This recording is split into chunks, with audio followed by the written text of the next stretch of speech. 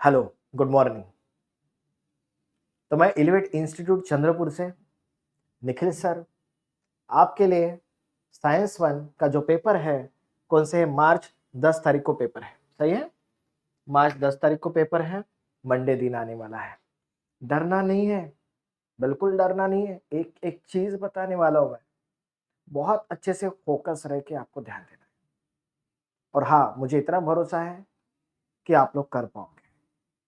Done? तो start करें। ठीक है, तो स्टार्ट करते हैं। जो चैप्टर है आप देख सकते हो, साइंस 1 का जो पहला चैप्टर है वो कौन सा चैप्टर है बेटा? ग्रेविटेशन चैप्टर है। तो सबसे इंपॉर्टेंट है ग्रेविटेशनल। ग्रेविटेशनल मतलब क्या? ग्रेविटी। ग्रेविटी मतलब किस हिसाब से?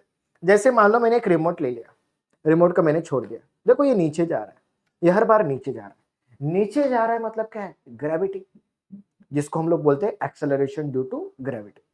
मतलब कोई ना कोई चीज तो खींच रही है ना। तो कौन सी चीज खींच रही है मैं आपको बताता हूँ।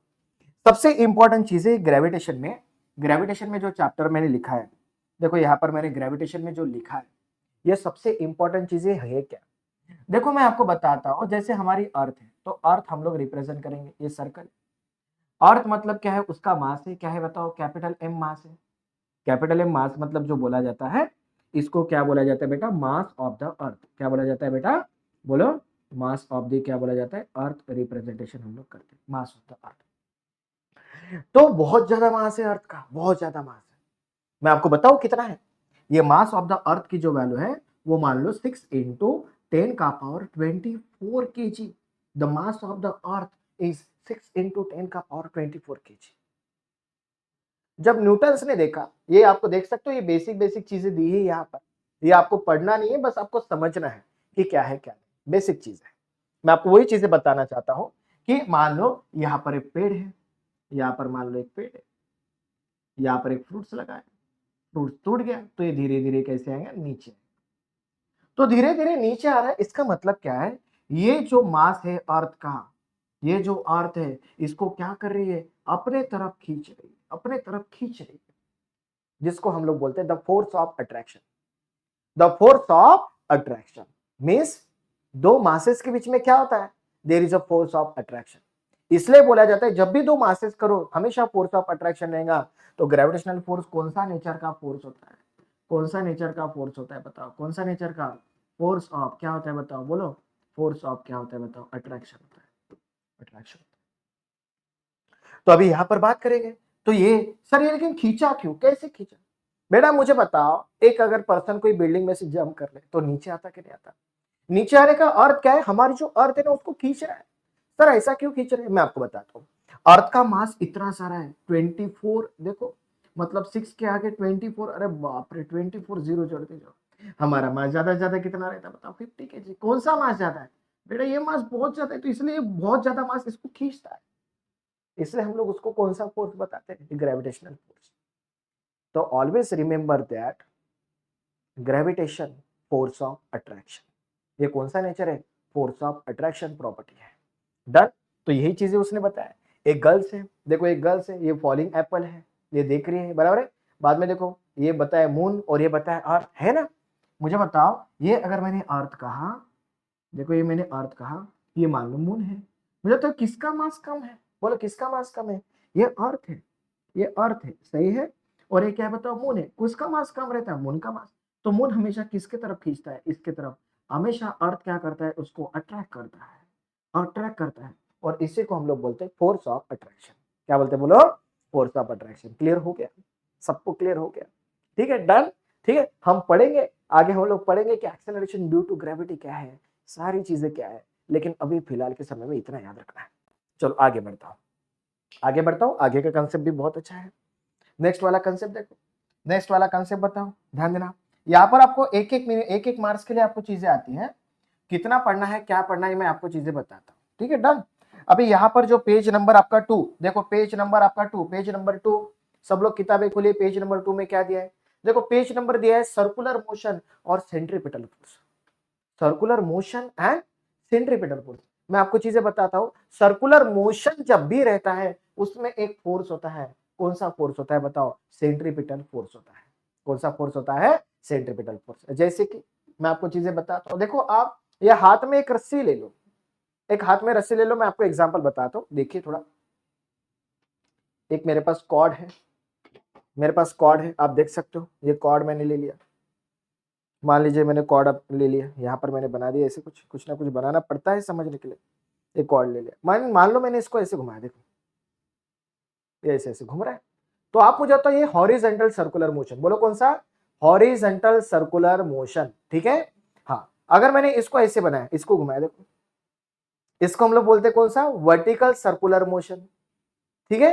तो मुझे बताइए सर्कुलर मोशन में हुआ, तो इसी के लिए बताता हूं मैं। ये देखो यहाँ पर मान लो कि यहाँ पर एक मैंने हाथ में ले लिया रस्सी, यहां से मैंने एक धागा लगा दिया, एक रोप लगा दिया, एक स्ट्रिंग लगा दिया, बराबर है। मैंने एक लेंथ ले लिया, यहां से यहां तक लेंथ ले लिया, और इसको मैंने घुमाया। यहाँ पर मान लो कोई ना कोई एक रॉक लगा दिया, और इसको मैंने घुमाया कौन से मोशन में? बोलो कौन से मोशन में घुमाया? बोलो सर्कुलर मोशन में मैंने घुमाया। तो हमेशा हमेशा आप एक चीज मुझे बताइए, यहां पर मैं आपको बताता हूं, ये मास यहां पर जाएगा, घूमो घूमो घूमो रे भाई घूमो। फ्लाईव्हील आकाश पढ़ना देखा है? फ्लाईव्हील वैसे ही घूमता है। यहाँ पर भी मास एम आ गया, यहाँ पर भी मास एम आ गया, आप बना सकते हो अच्छे से, कोई दिक्कत नहीं। ये ऐसे, और ये सर्कुलर मोशन में घूम रहा है। तो ये सेंटर इसका रहता है, ये इसको हम लोग बोलते हैं आर। आर मतलब रेडियस। कभी धागा लिया तो धागा को हम लोग रिप्रेजेंट करते हैं एल। एल मतलब लेंथ। तो जो फोर्स सेंटर के पास जाता है उसको हम लोग बोलते हैं centripetal force. The force which is directed toward the centre is called as centripetal force. एक बार के लिए पूछता है, एक मार्क के लिए पूछता है, 2 मार्क के लिए पूछा, एक एग्जांपल देना, एक एग्जांपल देना। मैं आपको हिंदी में बता रहा हूं, थोड़ा ध्यान देना। एक रोप ले लो, एक धागा ले लो, जिसका लेंथ क्या है? एल है। एक देखो 2 एंड होते हैं रोप के, एक एंड यहां पर, एक एंड यहां पर। एक एंड हाथ में ले लो, मतलब फिक्स कर दो, और दूसरे एंड को एक ऑब्जेक्ट या मास लगा दो, और उसको घुमाओ। तो कैसा घूमता है? Circular motion.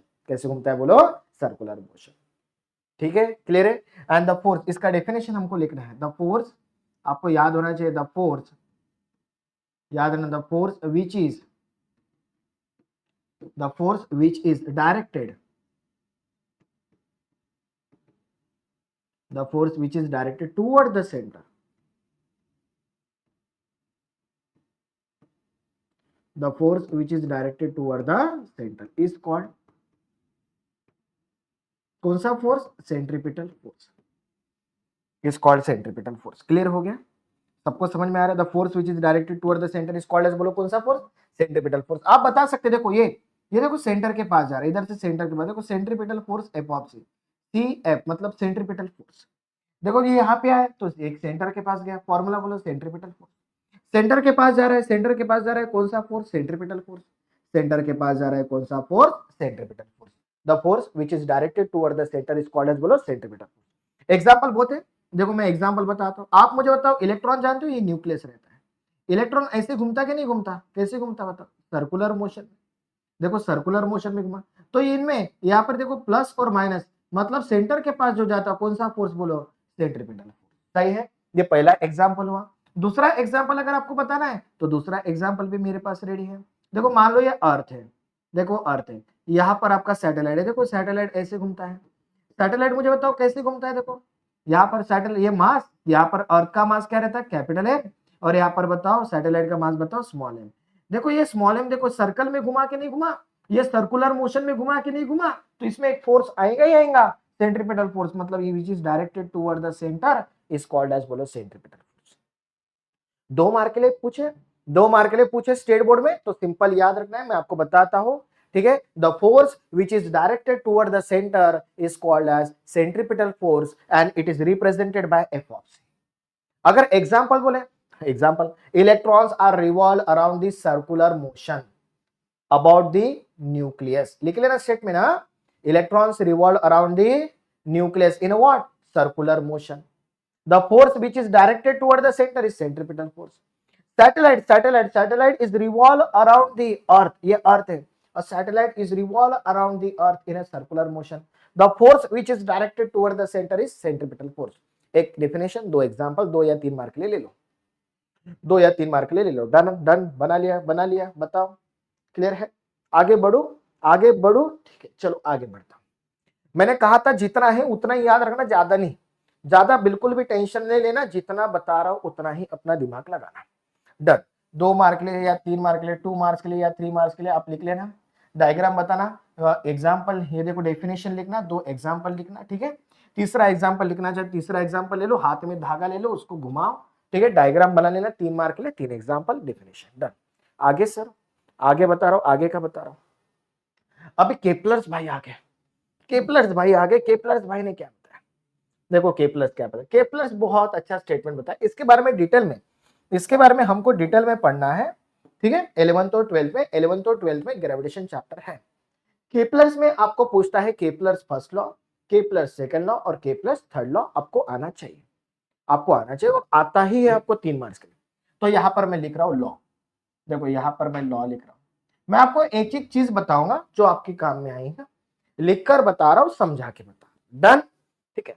तो चलो पहले बात करेंगे केपलर्स फर्स्ट लॉ, केपलर्स कौन सा लॉ बताओ, केपलर्स कौन सा लॉ, फर्स्ट लॉ। अभी केपलर फर्स्ट लॉ ने क्या बताया, जैसे सर्कुलर मोशन और सेंट्रीपिटल है ना, वैसे केपलर्स फर्स्ट लॉ आएगा। अभी लेकिन इसके पहले मैं डायग्राम बनाता हूं, इसके पहले देखो डायग्राम बनाता हूं, देखो ये इलिप्स बनाता हूं, देखो इलिप्स बनाता हूं, ठीक है, देखो इलिप्स बना, इलिप्स मतलब समझे ऐसे इलिप्स रहता है,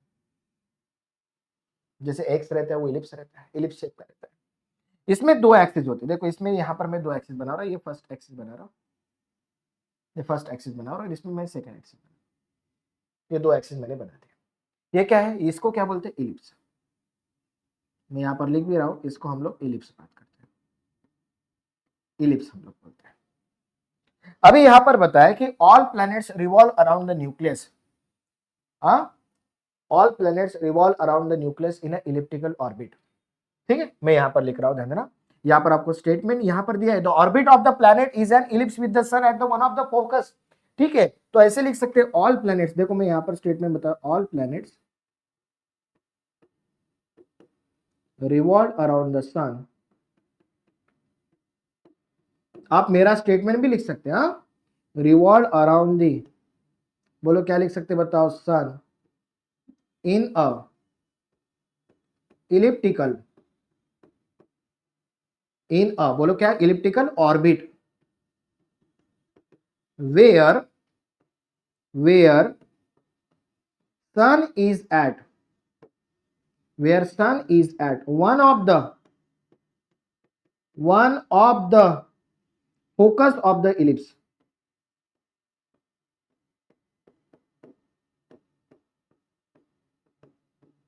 देखो सर इतना स्टेटमेंट, देखो ना जितना बड़ा स्टेटमेंट उतना अच्छे से समझ में आएगा तुमको, बहुत अच्छे समझ में आएंगे, सब लोग अच्छे से ध्यान देना, ठीक। तो चलो ध्यान दो, बताता हूं, देखो ध्यान देना, वन बाय वन स्टेप।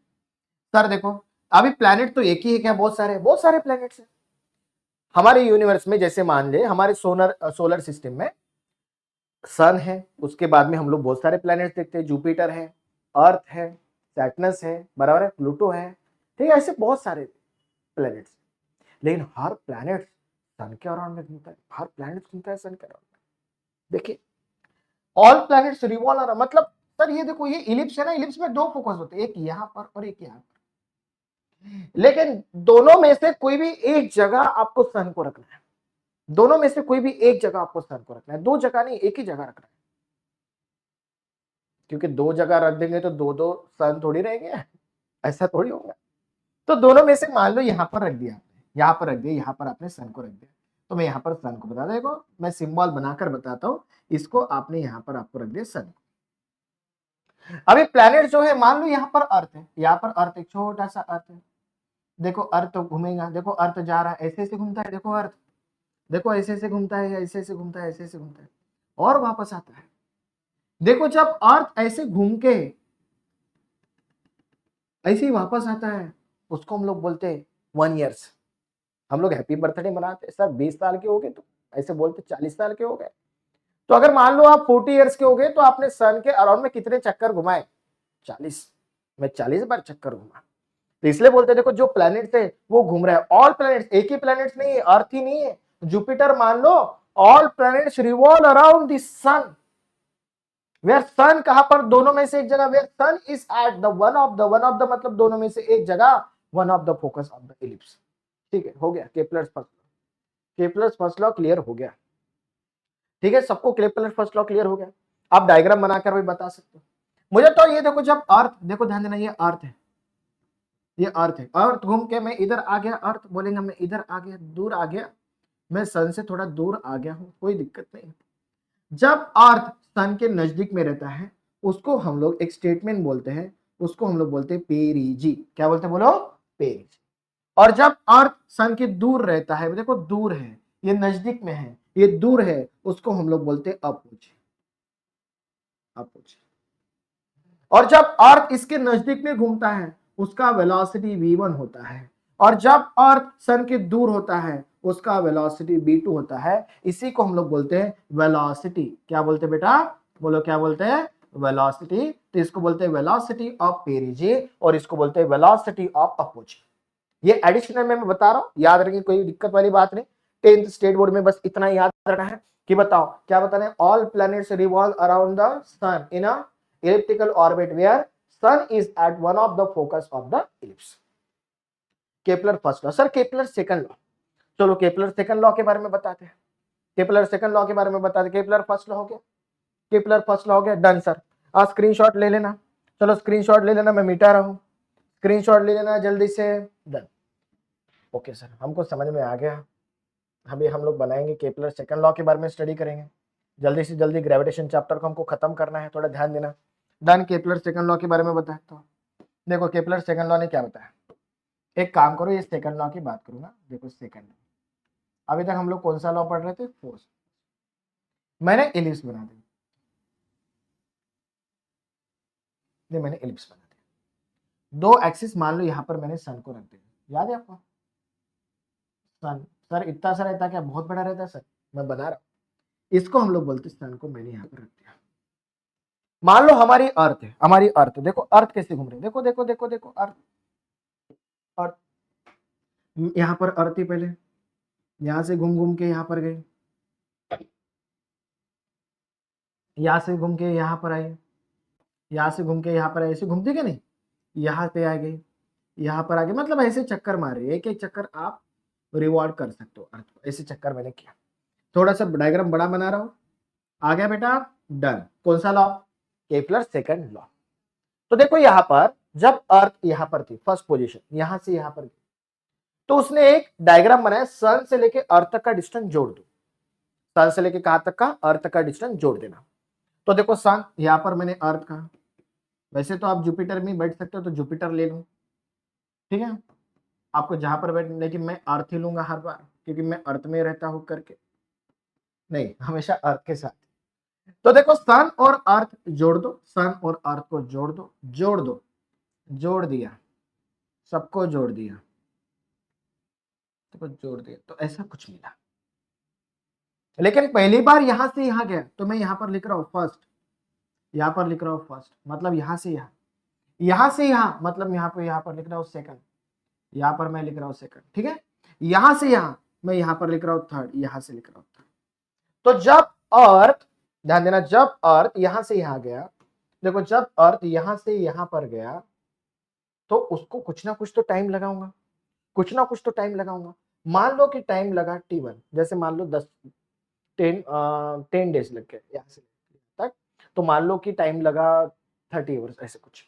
चलो 2 से यहां तक गया, यहां से यहां तक गया, तो यहां से यहां तक गया, मान लो कि टाइम कितना लगा, T(2) लगा, सही है बेटा। यहां से यहां पर गया, तो बोलो टाइम कितना लगा बताओ, टाइम कितना लगा बताओ, T(3) लगा। हर एक का टाइम अलग अलग लगता है, यहां से यहां तक जाने में T1, यहां से यहां तक T2, यहां से यहां तक T3। बाद में मैंने क्या किया, बाद में उन्होंने बोला कि भाई एक काम कर लो, इस पोर्शन को थोड़ा शेडेड कर दो। ये जो पोर्शन है फर्स्ट से लेके फर्स्ट तक, देखो मैंने थोड़ा सा पेंटेड कर दिया, पेंटिंग तो करना आता बच्चों को, इसको बोलते हैं shaded area, shaded area, shaded करना।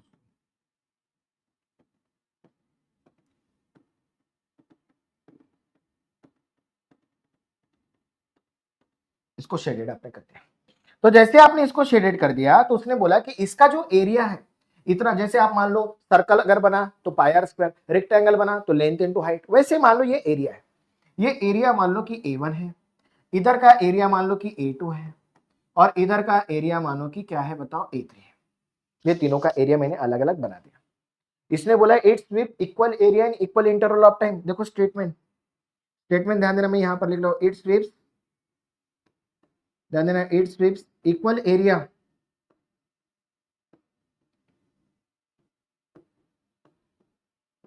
इन इक्वल इंटरवल ऑफ टाइम।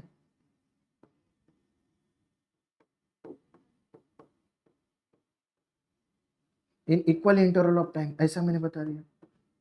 इसका मतलब क्या है, it's with equal area and equal interval of time. मतलब इसका एरिया अगर ए से, देखो फर्स्ट से लेके फर्स्ट में अगर एरिया अगर A1 है, टाइम कितना लगा बताओ T1। दूसरे इसमें एरिया कितना है A2 है, टाइम कितना है T2। थर्ड केस में एरिया कितना है A3, टाइम कितना है T3। बस इतना याद करके चले जाओ, आपको मिल जाएगा मार्क्स। लेकिन समझाओ सर, समझाता अगर इसका एरिया और A1/T1 करेंगे तो A1/T1 का आंसर बराबर आना चाहिए किससे, A2/T2 से, और इसका आंसर बराबर आना चाहिए किससे बताओ, A3/T3 से। और जब एक चीज मैं और बताता हूं, और एक चीज मैं बताता हूं, जब अगर यहां पर अगर मान लो न्यूमेरिकल में अगर पूछा, इधर वेलोसिटी अगर V1 है फर्स्ट में, मान लो सेकंड में वेलोसिटी है V2 ऐसा बोला है, और थर्ड में वेलोसिटी अगर बोला है V3, बेटा मुझे बताओ नजदीक में जब अर्थ रहती उसकी वेलोसिटी ज्यादा रहती, ये देखो नजदीक नजदीक में है, ये थोड़ा दूर गया और एक थोड़ा दूर गया, तो इसकी वेलोसिटी क्या होंगी, ज्यादा। तो लिख लेना V1 की वेलोसिटी ज्यादा होंगी, V2 की वेलोसिटी किससे बताओ, V3 से। खत्म। तो Kepler second law means it sweeps equal area in equal interval of time. बोलो बेटा, it sweep equal area in equal interval of time. ठीक है, आप ले भी सकते हैं। अब अगर एग्जांपल लिखना चाहते हैं तो आप एरिया ले भी सकते हैं। एग्जांपल बहुत सारे एग्जांपल है, जैसे मान लो A1 की वैल्यू दिया है, A1 की वैल्यू दिया है 40, सही है। T1 की वैल्यू दिया है 10, सही है। मान लो A2 की वैल्यू जो दिया, A2 की वैल्यू दिया है 80, और टाइम T2 की वैल्यू कितना दिया है 20। चेक करो वैल्यू पुट करो, 40/10, 40/10, 40/10 कितना आ रहा है बताओ 4, 80/20 कितना आ रहा है 4। बेटा LHS इज इक्वल टू क्या आ रहा है बताओ, RHS, दोनों सेम है, मतलब इट स्वीप क्या है, इक्वल एरिया। बोलो इट स्वीप क्या है बताओ, इट स्वीप क्या है, equal area A equal interval of time. कौन सा लॉ, केपलर सेकंड लॉ। कौन सा law, Kepler second law. Done done, सबको समझ में आ रहा है, अच्छे से आना चाहिए, आना चाहिए, मैं पहले बता रहा हूं। ठीक है, फिजिक्स सबसे इंपॉर्टेंट है और ये पूरा डिटेल में पढ़ना है। इसके अलावा हम क्या पढ़ते हैं 11th में, हम यहाँ पर ये भी लिखते हैं L/2m। ये भी L मतलब क्या रहता है, एंगुलर मोमेंटम, सही है। और 2 इंटू क्या रहता है, मास। ये हमेशा जो वैल्यू रहती है वो क्या रहती है, कांस्टेंट। ये आगे हमको 11th में पढ़ना है। ठीक है, इसका भी प्रूफ है, इसका भी मैं प्रूफ बताऊंगा आगे जाकर, लेकिन फिलहाल के लिए 10 के लिए बस इतना याद रखिए, it's with equal area in equal interval of time. कौन सा law, Kepler second law, A1/T1 is equal A2/T2 is equal A3/T3। क्या समझ में आया? ठीक है, चलो आगे बढ़ते हैं। अभी ये जो हुआ कौन सा law, Kepler second law, Kepler first law, Kepler second law, दो लॉ हो गए। अभी केपलर थर्ड लॉ की बात करेंगे। आपके किताब में भी दिया है, आप किताब से भी देख सकते हो, यहाँ पर दिया the line joining the planet and the sun. Okay, देखो ये प्लैनेट, ये प्लैनेट बराबर है, और ये क्या बताओ सन। लाइन ड्रॉ किया, देखो लाइन ड्रॉ किया, लाइन को ज्वाइन किया, line joining the planet and the sun, बराबर है क्या, line joining the planet and the sun, बराबर है क्या नहीं है। बाद में क्या दिया, equal area in equal interval of time. Okay, देखो इक्वल एरिया, देखो equal area in equal interval of time. बोलो इक्वल एरिया इन, बोलो इक्वल इंटरवल ऑफ टाइम। ठीक है, डन, सबको क्लियर हुआ, डन, आगे बढ़े, आगे बढ़े। ठीक है सर, क्लियर है। देन केपलर्स थर्ड लॉ देख लो जल्दी जल्दी, टाइम नहीं है, स्क्रीनशॉट ले लेना, ले ले स्क्रीनशॉट। बहुत इजी है, समझ में आया तो बहुत इजी है, नहीं तो बहुत टफ हो जाता है इसको समझना। ठीक है, लेकिन हाँ मुझे ऐसा लगता है हमारे बच्चों को जितने भी है समझ में आ गया। ठीक है बेटा, सब्सक्राइब करना ना भूलना, स्टार्ट किया हो, निखिल सर नाम है, चंद्रपुर से। ठीक है, एलिवेट इंस्टीट्यूट। डन, चलो बात करेंगे आगे। देखो केपलर्स थर्ड लॉ की बात करेंगे। अभी केपलर्स थर्ड लॉ ने क्या बताया, केपलर्स थर्ड लॉ ने बहुत इजी तरीके से डिफिनेशन किया। ये हमको पूछा जाता है, देखिए पहले तो डायग्राम बनाना पड़ेगा, पहले डायग्राम बनाकर मैं आपको क्लियर करता हूं, क्योंकि जितने भी केपलर्स लॉ है सब कुछ ये प्लैनेट्स के बारे में स्टडी किया। ठीक है, मान लो यहाँ पर सन था, यहाँ पर सन था, सही है। यहाँ पर क्या था बताओ, यहाँ पर क्या था, अर्थ था, यहाँ पर अर्थ था। ठीक है, अभी उसने ये बताया कि आप एक काम करो, इसको घुमाओ। देखो अर्थ जब कोई भी चीज जब एक चक्कर घूम के, देखो मैं यहाँ पर हूं, देखो मैं घूम के वापस आ गया, क्या होता है उसका टाइम पीरियड, क्या होता है टाइम पीरियड, मतलब मैं घूम के वहीं पर आ गया। जैसे फैन का पैनल है वही घूम के वहीं पर आ गया। The fan revolve around the circle complete the one revolution. जब भी वन रिवॉल्यूशन या वन रोटेशन करेगा उसको हम लोग बोलते हैं, क्या बोलते हैं, time period. Time required to complete a one cycle, one cycle या वन रोटेशन, इसको हम लोग बोलते हैं टाइम पीरियड। तो यहां पर अर्थ है, यहां पर अर्थ है, मैं तो घूमूंगा, ऐसे बोलते हैं अर्थ, सन के अराउंड में घूम रहा है, घूम गया और बताओ वहीं पर वापस आ गया। दूसरी बार भी वैसे ही घूमेगा, तीसरी बार भी वैसे ही घूमेगा, चौथी बार भी वैसे ही घूमेगा, तो हर बार क्या एक ही निकाल लो ना, एक से ही काम बन जाता है। तो यहां से घूम के वहीं पर आया, एक चक्कर, एक चक्कर, मतलब यहां पर इसको हम लोग बोलते हैं टाइम पीरियड। क्या बोलते बोलो, टाइम पीरियड करके बोला जाता है। सही है। और यहां से लेके यहां तक जो डिस्टेंस होता है उसको हम लोग बोलते हैं आर, उसको हम लोग क्या बोलते हैं, आर। सही है। तो यहां पर हम लोग बोलेंगे, यहां पर दिया ही है the square of devolution mean distance, mean distance from mean distance है, इसको यहां पर उसने बोला कि मीन डिस्टेंस लिख लो, कोई दिक्कत नहीं, इसको मीन डिस्टेंस की बात करते हैं। मीन डिस्टेंस भी निकाल सकते हैं, R1 प्लस R2/2 रहता है, वो बाद में बताऊं। तो यहां पर बताया square of the time period, देखो यहां पर उसने रिप्रेजेंटेशन किया है square of the time period. देखो स्क्वायर ऑफ द, बताओ, time period, square of the time period directly proportional to mean distance, mean distance, देखो क्यूब ऑफ, देखो ध्यान देना, cube of mean distance between sun and earth हो गया। तो directly clear हुआ, डायरेक्टली क्लियर हुआ, डायरेक्टली क्लियर हुआ, ठीक है। तो बोलो जल्दी से बोलो, square of the time period is directly proportional to cube of the mean distance between the sun and earth. तो T square directly proportional to R cube. इसको इसके नीचे लेकर आओ, इसको इसके नीचे लेकर आओ, ठीक है सर, नीचे लेकर आया sir, T square directly proportional to, बोलो आर क्यूब। बचा क्या उधर, बचा वन, बचा क्या उधर वन। बेटा आपको पता है वन मतलब क्या है, नंबर, नंबर क्या रहता है, कांस्टेंट, क्या रहता है, कांस्टेंट। तो मैंने आपको कहा था T square directly proportional to R cube, जब डायरेक्टली प्रोपोर्शनल को इज इक्वल टू करते हैं तब हम लोग क्या बताते हैं, कांस्टेंट। तो यहां पर आपका फॉर्मूला मिल गया, क्या फॉर्मूला मिल गया बेटा बताओ, T square by R cube is equal to constant. कौन सा लॉ, के प्लस थर्ड लॉ, कौन सा लॉ, के प्लस थर्ड लॉ। क्लियर हुआ, सबको क्लियर हुआ, ठीक है। डन, डन, क्लियर होना चाहिए, आना चाहिए, आना चाहिए, ठीक है, बराबर है, ठीक है। तो थोड़ा सा ध्यान देना अच्छे से, थोड़ा सा ध्यान देना अच्छे से, क्लियर होना ही चाहिए, डन, ओके। तो हम लोगों ने पढ़े Kepler first law, then Kepler second law, then Kepler third law. मेरे साथ बोलना, केपलर फर्स्ट लॉ क्या है, all planets revolve around the ellipse, sorry, all planets revolve around the sun in a closed elliptical orbit where sun is at one of the focus of the ellipse। Diagram के साथ बताया। Kepler second law, it sweep equal area in equal interval of time. Third मैंने कहा था, बोलो third मैंने क्या कहा था, square of the time period is directly proportional to cube of the mean distance between the sun and the planet. Sun and numerical आते हैं, इस पे न्यूमेरिकल आते हैं। कितने लोगों को ये याद हुआ केपलर्स लॉ, क्योंकि ये पूछता है 3 नहीं तो 4 मार्क के लिए सवाल पूछता है। और एक चीज मैं बता रहा हूं, न्यूमेरिकल, न्यूमेरिकल इसी फॉर्मूले से आएगा। चलो हाईलाइट करना, हाईलाइट करना, न्यूमेरिकल इसी फॉर्मूले से बनने वाला है, इसी फॉर्मूले से न्यूमेरिकल बनने वाला है, कुछ अलग नहीं, इसी फॉर्मूले से न्यूमेरिकल है। डन, आगे बढ़ो, डन, चलो सर आगे बढ़ो। ये हो गया, ये हो गया। पेज नंबर हमारा 3 भी कंप्लीट हो गया है, पेज नंबर 3 भी कंप्लीट हुआ है। पेज नंबर 4 की बात करेंगे, Newton's law of gravitation. Page number 4 की बात करेंगे, न्यूटन्स लॉ ऑफ, न्यूटन्स भाई साहब ने बहुत डिस्कवरी किया, ग्रेविटेशन फोर्स का उनका ही जिम्मेदारी था, उन्होंने अपने कंधे पे बोझ ले लिया था, ठीक है ना। और न्यूटन्स लॉ ने, इसलिए बोल रहे थे यूनिवर्सल पूरे ब्रह्मांड में। क्यों, एक्सेलरेशन ड्यू टू ग्रेविटी, बोलो अलग अलग रहेंगे, हर एक प्लैनेट के अलग अलग रहेंगे। अर्थ के acceleration due to gravity 9.8 metre पर सेकंड स्क्वायर है। तो हाँ, मून में अलग होंगी, वो होती है g/6, मतलब 9.8/6 होती है। वो मैं आपको बताऊंगा धीरे धीरे लेक्चर में, बस थोड़ा सा ध्यान देना, ठीक है। तो चलो, न्यूटन्स लॉ ऑफ ग्रेविटेशन कितने मार्क्स के लिए पूछता है, यह आपको पूछता है बेटा 2 मार्क के लिए, ये 2 मार्क के लिए पूछता है। चलो 2 मार्क के लिए पूछता है, Newton for explain Newton's universal law of gravitational state and formula, दोनों भी चीजें पूछता है, मैं आपको बता रहा हूं। तो यहां पर कोई बात नहीं, एक मास लेना m1, दूसरा मास लेना m2, और दोनों के बीच में डिस्टेंस है r। ठीक है, m1 and m2 are to mass. अभी देखो दोनों मास है, मैंने आपको कहा था दोनों मास के बीच में कौन सा फोर्स, ग्रेविटेशनल फोर्स। कौन सा नेचर, फोर्स ऑफ अट्रैक्शन। दोनों भी मासेस एक दूसरे को खींचेंगे, एक दूसरे को खींचेंगे, दूर नहीं जाएंगे, एक दूसरे को खींचते हैं।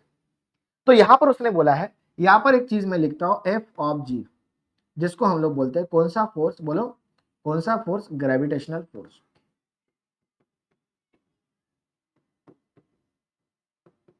Gravitational force. सबसे पहले उन्होंने कहा कि ग्रेविटेशनल फोर्स जो है वो directly proportional to product of their masses. Product of their masses मतलब मासेस का मल्टीप्लीकेशन। ठीक है, मासेस का मल्टीप्लीकेशन स्टेटमेंट लिखना है। और दूसरा बोला है, तो ये पहला स्टेटमेंट, हाँ दूसरा statement, the gravitational force is 1 upon means inversely. यहां पर ध्यान देना, 1 अपॉन मतलब क्या होता है, इनवर्सली बोला जाता है, इनवर्सली। तो gravitational force is inversely proportional to square square square of the distance between them, distance between them, दोनों के बीच में। तो बताओ थ्योरी कैसे लिखेंगे, स्टेटमेंट कैसे लिखेंगे, बोलो बोलो स्टेटमेंट कैसे लिखेंगे, बोलो जल्दी से, स्टेटमेंट आपको आना चाहिए, बोलो। Gravitational force is directly proportional to, बोलो डायरेक्टली प्रोपोर्शनल टू क्या, बोलो directly proportional to product of their masses and inversely proportional to square of the distance between them. हो गया। बाद में नीचे फॉर्मूले लिखना, ये फॉर्मूला और ये फॉर्मूला आ गया।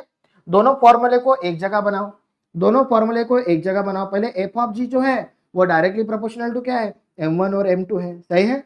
डिवाइडेड बाय क्या बताओ, आर स्क्वायर। दोनों फॉर्मूले को जोड़ दिया तो ये फॉर्मूला बना। और बाद में देखो पहले statement, the gravitational force is directly proportional to product of their masses and inversely proportional to square of the distance between them. आपके एग्जांपल में डी लिखा जो किताब है, तो आप डी लिख सकते हो, मैंने आर लिखा, कोई दिक्कत नहीं। फर्स्ट सेकंड थर्ड सेंटेंस लिखने के बाद अभी यहां पर मैंने आपको हमेशा बोलता हूं, जब भी डायरेक्टली प्रोपोर्शनल को इज इक्वल टू करते हैं, जब भी डायरेक्टली प्रोपोर्शनल को इज इक्वल टू करते हैं, तब एक बताते हैं कांस्टेंट। क्या बताते हैं, पहले मैं यहां पर लिख ले रहा हूं, क्या बताते हैं, बोलो कांस्टेंट बताते हैं। क्या बताते हैं, कांस्टेंट। और बाकी वैसे के वैसा क्या है बेटा, m1 into m2 divided bye, बोलो क्या बेटा, आर स्क्वायर, डिवाइडेड बाय, बोलो क्या, आर स्क्वायर। ठीक है, डिवाइडेड बाय आर स्क्वायर। अभी मुझे बताओ कांस्टेंट को, उस कांस्टेंट को कुछ समय के बाद नाम दिया जी, उसको हम लोग बोलते हैं बेटा, न्यूटन ने बताया यूनिवर्सल। क्या बोलते हैं, यूनिवर्सल, बोलो यूनिवर्सल। क्या बोलते हैं, ग्रेविटेशनल। यूनिवर्सल बोलो ग्रेविटेशनल, क्या बताते हैं, constant, universal gravitational constant.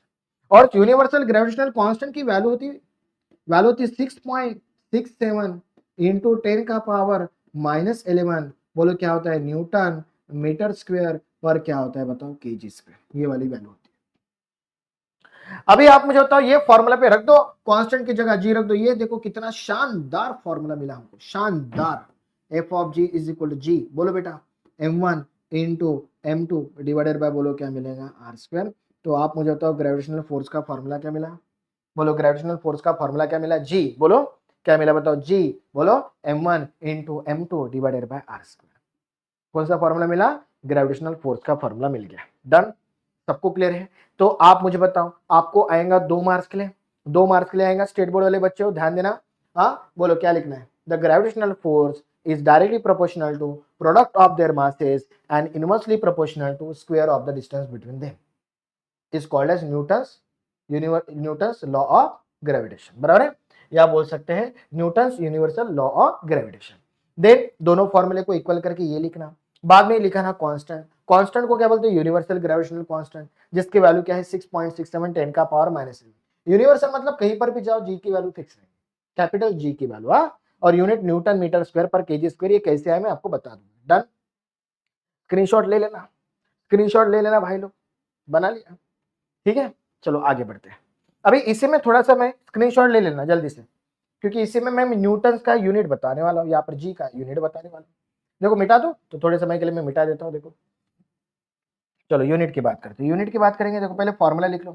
Formula मैंने क्या लिखा बताओ, F is equal to, F of G की जगह मैं एफ लिख सकता हूँ। आप एफ ऑफ जी वो ग्रेविटेशनल है करके बता दें, नहीं तो एफ भी लिख सकते हैं। F of G is equal to G, बोलो जल्दी से, m1 into m2 divided bye, बोलो क्या बताओ, आर स्क्वायर। सही है बेटा। फोर्स को किसने ढूंढा, बेटा फोर्स को किसने ढूंढा, न्यूटन ने ढूंढा। किसने ढूंढा बताओ, न्यूटन्स ने ढूंढा। न्यूटन्स को हम लोग रिप्रेजेंट करते हैं एन से, सही है। बेटा यहाँ पे जी निकालना है, आर स्क्वायर इधर चला जाएगा तो हो जाएगा एफ इंटू बोलो R square is equal to क्या लिखूंगा जी बोलो m1 इंटू m2, बाद में g इज इक्वल टू बोलो g इज इक्वल टू क्या लिखेंगे बोलो f into R square divided by मैं क्या लिखूंगा m1 इंटू m2 लिख लिया। यूनिट देखो बेटा फोर्स को किसने ढूंढना न्यूटन ने। बेटा डिस्टेंस, डिस्टेंस मतलब क्या रहता है, डिस्टेंस मतलब क्या रहता है मीटर, मीटर रहता है तो यहाँ पर मैंने लिखा बताओ क्या लिखा मीटर स्क्वायर। और मास किस में रहता है केजी, दूसरा मास रहता है केजी, दो मासेस है ना केजी इंटू केजी स्क्वायर, तो बोलो आंसर क्या आया न्यूटन मीटर स्क्वायर पर केजी स्क्वायर। देखो लिखा है कि नहीं लिखा है चेक करो, लिखा है यहाँ पर भी लिखा है। तो इस तरीके से कैलकुलेशन करते हैं। तो अभी क्या टॉपिक था बोलो न्यूटन्स लॉ ऑफ ग्रेविटेशन।